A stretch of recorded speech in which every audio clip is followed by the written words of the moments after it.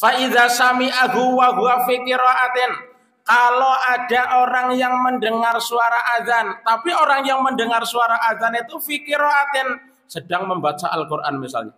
Ini yang dimenangkan yang mana? Apa lanjutkan membaca Al-Qur'annya?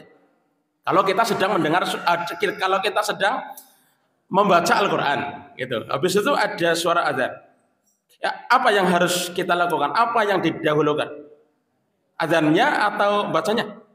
Kira-kira yang biasa kita lakukan kalau kita sedang membaca Al-Qur'an mendengar suara azan, apa yang kita lakukan?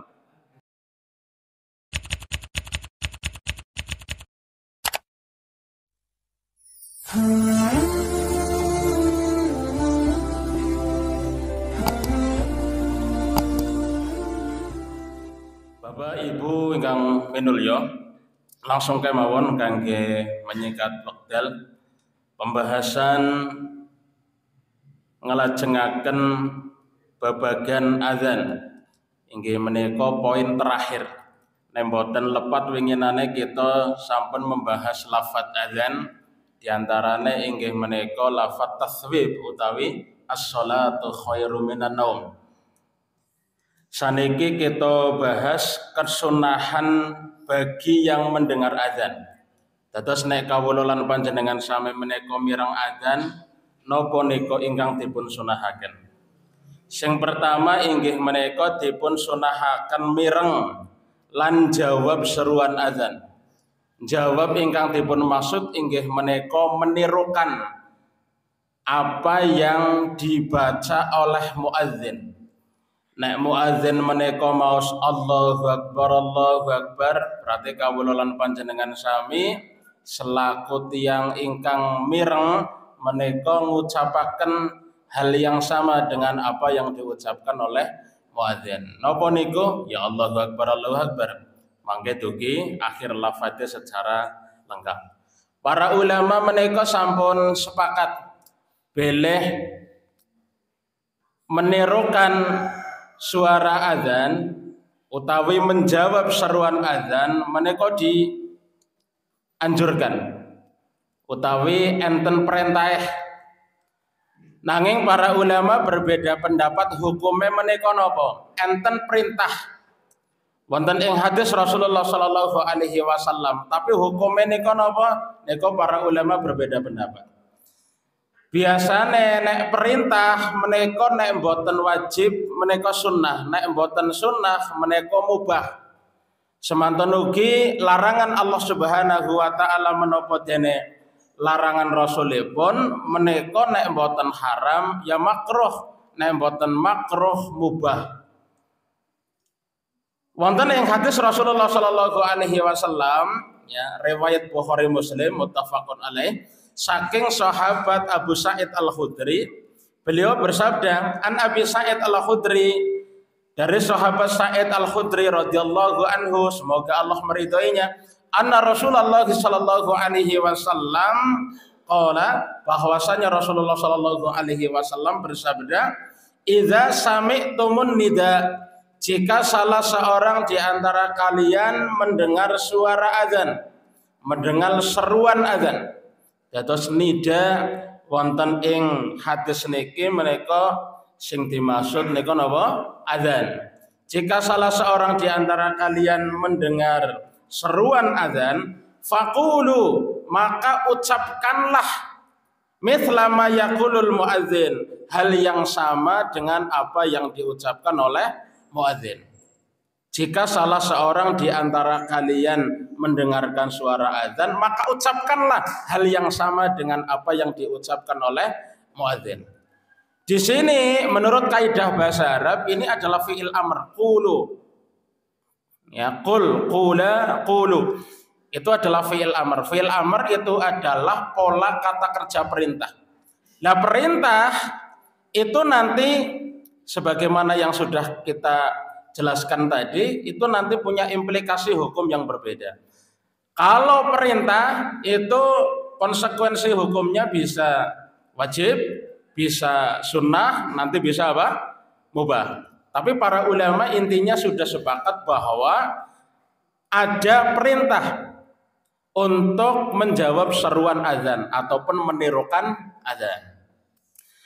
Menurut jumhurul ulama selain mazhab Hanafi, mayoritas ulama selain mazhab Hanafi yaitu mazhab Maliki, mazhab Syafi'i dan mazhab Hambali, mereka berpendapat berdasarkan hadis ini hukum menirukan azan ataupun menjawab seruan azan itu adalah sunnah. Ya, di sini perintah sih, tapi perintah yang hukumnya apa? Hukumnya sunnah, bukan perintah yang hukumnya wajib. Lain halnya dengan mazhab Hanafi. Ulama-ulama dari kalangan mazhab Hanafiyah itu menyimpulkan pola amr ataupun pola kata kerja perintah di dalam hadis ini, hadis Abu Sa'id Al-Khudri, itu hukumnya wajib. Pokoknya semua yang ada kaitannya dengan perintah itu kalau di mazhab Hanafi itu wajib. Sebagaimana kurban, sebagaimana hal-hal yang lain. Kurban itu apa? Fasholli li rabbika wanhar. Wanhar itu berkorbanlah. Itu menggunakan fi'il amr juga, menggunakan kata kerja perintah. Al-amru lil wujub. Perintah yang ada di dalam Al-Qur'an dan Sunnah itu berimplikasi hukum wajib. Ini menurut mazhab Hanafi.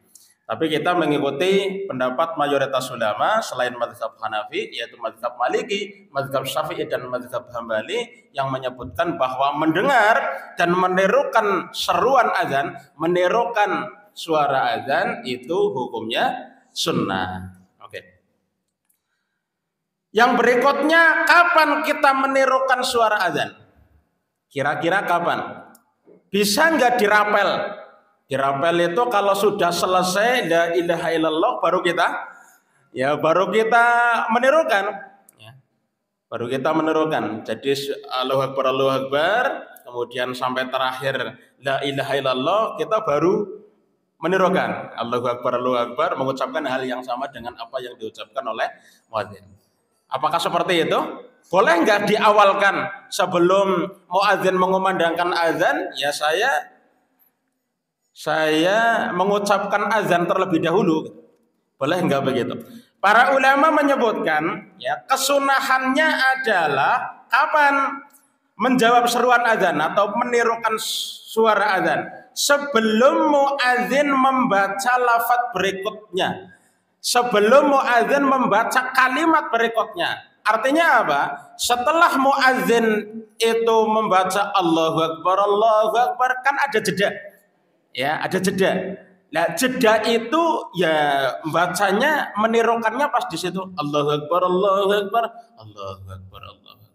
Allahu Akbar, Allahu Akbar, Allahu Akbar, Allahu Akbar. Jadi sebelum muadzin membaca kalimat berikutnya, maka kita membaca hal yang sama dengan apa yang diucapkan oleh Oleh muadzin. Oke. Di dalam kitab Al-Majmu' Syarhul Muhadzab, Imam An-Nawawi, salah satu ulama ahli tarjih mazhab Syafi'i, beliau menyebutkan qala ashabuna, sahabat-sahabat kami, sahabat-sahabat besar di internal mazhab Syafi'i berpendapat wa yustahabbu ayyutabi al-muadzin fi kulli kalimatin. Dianjurkan untuk mengikuti ataupun menirukan suara muadzin fi kulli kalimatin, di setiap kalimat. Maksudnya satu kalimat takbir misalnya ditirukan, kalimat tasyahud ditirukan dan lain sebagainya. Kalimat takbir itu maksudnya Allahu Akbar ditirukan.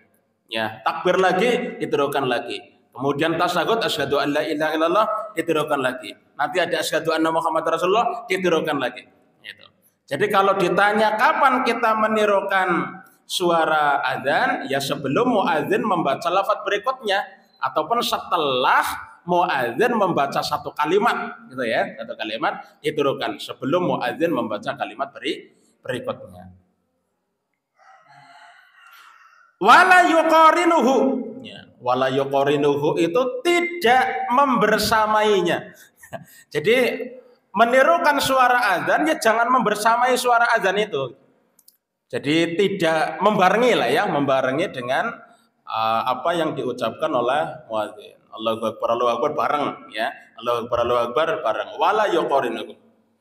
Wala yuakhiru an faraghihi minal kalimati, dan tidak pula mengakhirkan. Mengakhirkan itu maksudnya dirapel.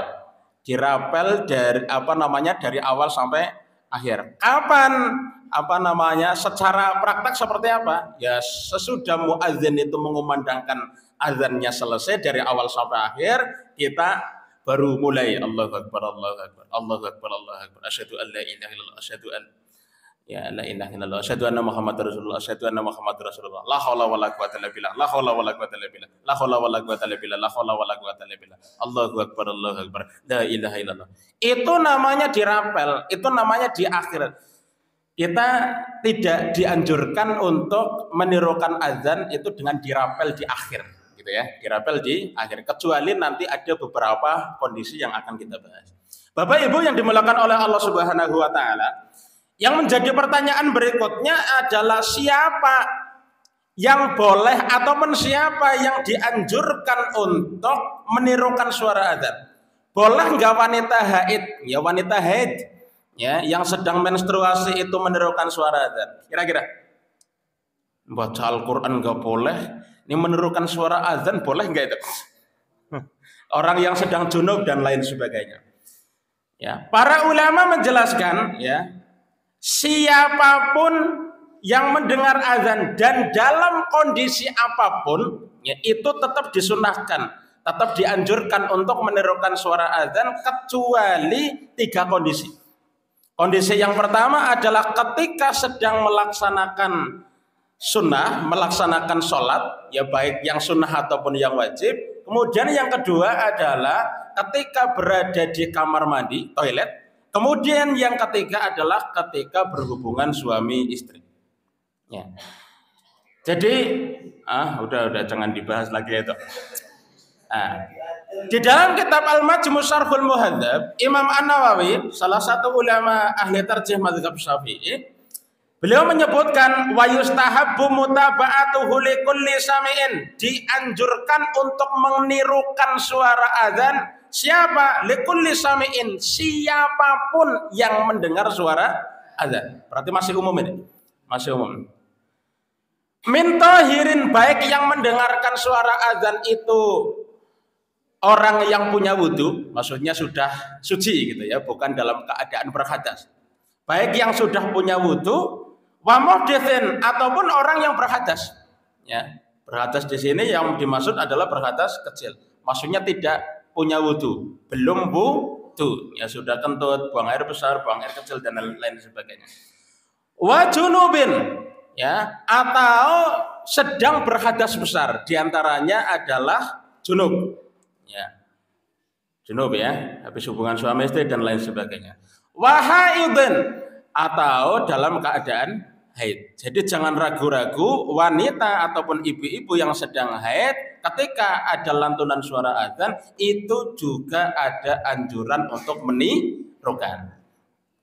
Wakabirin wasohirin, ya, tidak pandang bulu, tidak pandang umur, ya baik orang tua, wasohirin ataupun anak itu tetap disunahkan untuk menirukan suara azan.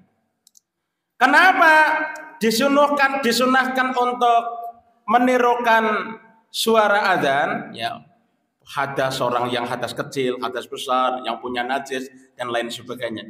Tidak dianjurkan hanya untuk orang yang suci, orang yang punya wudhu. Itu alasannya kenapa? Li'annahu zikrun, karena kalimat azan itu termasuk zikir, ya, termasuk wiridan kepada Allah Subhanahu wa taala. Wa kullu haula'i min ahli dzikri, ya, mereka semua itu maksudnya apa? Maksudnya orang yang punya wudhu, orang yang tidak punya wudhu, orang yang junub, orang yang haid, itu semuanya boleh melakukan zikir. Ya, mereka semua boleh melakukan zikir, tidak harus berwudhu dulu, tidak harus mandi janabah dulu dan lain sebagainya. Wa yustasna min hadza, dan dikecualikan dari kesunahan ini, berarti ya secara umum itu semua orang yang mendengarkan suara azan baik dalam keadaan apapun dan dimanapun itu disunahkan untuk apa? Disunahkan untuk menirukan azan, kecuali wa yustasna ini dikecualikan dari kesunahan ini adalah siapa? al-musalli. Yang pertama orang yang sedang melaksanakan sholat. Kalau ada orang yang melaksanakan sholat kok mendengar suara azan, nggak usah menirukan azan. Lanjutkan saja sholatnya sampai selesai. Waman huwa alal khola. Yang kedua yang dikecualikan adalah orang yang berada di dalam toilet. Dirampungkan saja sampai selesai, ya. Dirampungkan saja sampai selesai. Hajatnya gitu maksudnya. Ya di dalam toilet, setelah itu ya setelah keluar kalau masih ada sisa-sisa ya, sisa-sisa adzan gitu, ya maka ditirukan. Wal jimai. Kemudian yang dikecualikan yang ketiga yaitu orang yang sedang hubungan suami istri. Dirampungkan dulu, kalau sudah selesai baru. Fa idza faragha minal khala'i, ya, kalau sudah selesai dari kamar mandi, wal jimai, ataupun sudah selesai dari melaksanakan hubungan suami istri, wasolati, ataupun selesai dari melaksanakan sholat, taba'ahu, baru boleh mengikutinya, baru boleh menirukan suara azan. Syarah bihi sahibul hawi, ini dijelaskan oleh pengarang kitab Al-Hawi wa ghairuhu dan ulama-ulama yang lainnya. Fa idza sami'ahu wa huwa fi qira'atin, kalau ada orang yang mendengar suara azan, tapi orang yang mendengar suara azan itu fi qira'atin, sedang membaca Al-Qur'an misalnya. Ini yang dimenangkan yang mana? Apa lanjutkan membaca Al-Qur'annya? Kalau kita sedang mendengar, kalau kita sedang membaca Al-Quran, gitu. Habis itu ada suara azan. Ya, apa yang harus kita lakukan? Apa yang didahulukan? Azannya atau bacanya? Kira-kira? Yang biasa kita lakukan kalau kita sedang membaca Al-Quran, mendengar suara azan, apa yang kita lakukan? Lanjutkan apa berhenti? Ya, kadang berhenti, kadang dilanjutkan. Oke. Faiza sami'ahu wa huwa fi qira'atin, jika ada orang yang mendengar suara azan tapi ya dalam keadaan sedang membaca Al-Qur'an au dzikrin, atau sedang membaca wirid, sedang membaca zikir, au darsi ilmin, atau sedang mempelajari ilmu, sedang pengajian gitu. Ya kalau ada kalau ada pengajian habis itu kau mendengar suara azan, bagaimana? Qata'ahu, maka pada saat itu juga kita lebih memprioritaskan suara azannya. Sedang membaca Al-Quran, sedang membaca wirid, ataupun sedang mempelajari ilmu, sedang pengajian, maka qata'ahu, harus diberhentikan aktivitas-aktivitas itu. Walaupun aktivitas itu aktivitas yang positif, bukan aktivitas yang negatif, malah aktivitas yang mendapatkan ilmu sebenarnya, mendatangkan ilmu, mendatangkan pahala dari sisi Allah Subhanahu wa taala. Apa? Membaca Al-Qur'an, zikir, mempelajari ilmu, belajar itu kan pahalanya sangat luar biasa. Tapi kalau kita mendengar suara azan, seruan azan pada kondisi-kondisi seperti itu, tetap kita disuruh untuk apa? Untuk memberhentikannya, ya, memprioritaskan menjawab atau menirukan suara azan. Wataba al muadzin, ya, kalau sudah kalau sudah berhenti, ya, maka kita dianjurkan untuk menirukan suara azan. Summa ada ila makana alaihi, ya, kemudian setelah menirukan azan selesai dari awal sampai akhir, dari Allahu Akbar sampai apa? Sampai la ilaha illallah, baru kembali ke laptop. Kembali ke apa? Ya, kembali ke keadaan semula. Bagi yang membaca Al-Quran, ya kembali baca Al-Quran, nggak masalah. Kalau lagi zikir belum selesai, ya kembali lagi, ya melaksanakan zikir. Setelah apa? Setelah menirukan suara azan dari awal sampai akhir. Begitu juga kalau sedang mempelajari ilmu, kalau sedang ngajar gitu bahasanya, pengajian, maka dilanjutkan lagi, itu tidak mengapa. Kalau sudah selesai, lanjutkan lagi materinya gitu maksudnya. Oke, insa'a, nek purun, nek gelem, angger ora ya wis ora apa-apa ya, cukup. Oke.